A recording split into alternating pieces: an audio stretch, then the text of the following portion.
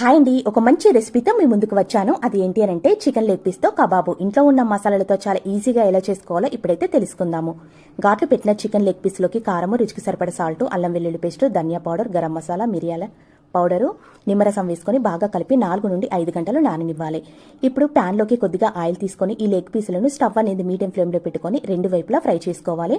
మనకు chicken leg పీసులు అనేవి మెత్తగా అయ్యేంత వరకు అయితే ఫ్రై చేసుకోవాలి. ఇలా మెత్తగా అయిన తర్వాత ప్లేట్లోకి తీసుకొని మిగతా లెగ్ పీసులను కూడా ఇలానే ఫ్రై చేసేసుకోవాలి. మళ్ళీ మనము స్టవ్ పైన ఇలాంటి జాలి పెట్టుకొని, మీకు జాలి లేకుండా డైరెక్ట్ స్టవ్ అనేది చిన్నగా పెట్టుకొని ఇలా 1 నిమిషం పాటు కాల్చుకోవాలి. ఇలా 1 నిమిషం తర్వాత ప్లేట్లోకి తీసేసుకుంటే సరిపోతుంది.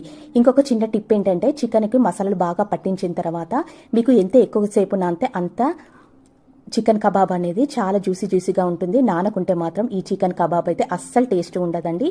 మరీ చెప్తున్నాను, ఇది తింటుంటే ఉంటుంది హోటల్లో తిన్నంత ఫీలింగ్ కలుగుతుంది. మీకు నచ్చితే లైక్ చేయడం అస్సలు మర్చిపోవద్దు.